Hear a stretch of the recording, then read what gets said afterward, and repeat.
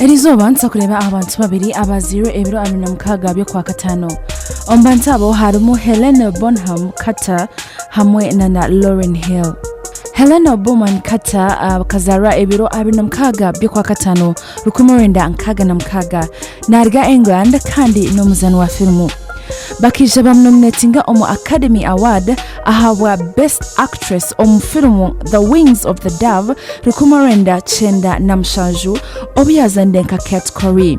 Kandi yija yafuna Academy Award ya Best Supporting Actress omu filmu ebembeta Queen Elizabeth kandi in The King's Speech omu 2010. Filme zindi zazanire harimunka A Room with a View rukumurenda chinana na mkaga, Howard's End rukumurenda chenda nibiri, Fight Club rukumurenda chenda na mwenda hamwe na Playing Bellatrix na Harry Potter series korga 2017 mpaka 2011. Bonham Carter akatandika kandi arukuzana nkomwana mtumunonga obyazana nka Lady Jane omurukumurenda chinana na mkaga.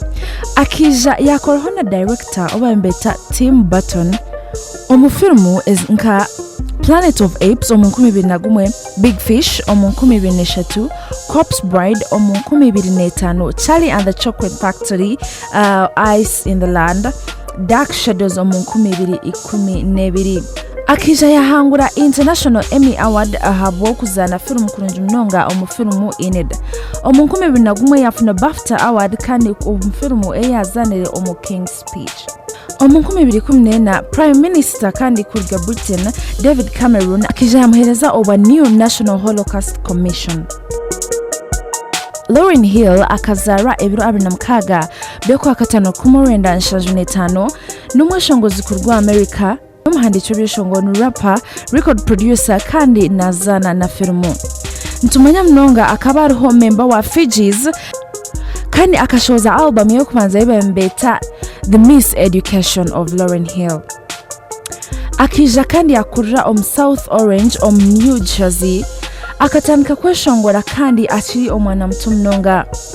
Yija yatanika kuzana filmu yazana soaps nka As the World Turns rukumurenda chenda neshatu yazana Sister Act 2.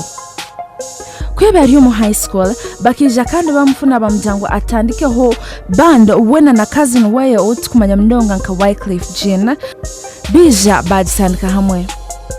Bashawize album nka Blunted on Reality rukumurenda chenda nena kandi akafuna Grammy Award rukumurenda chenda na mkaga abwa filme bembeta The Score.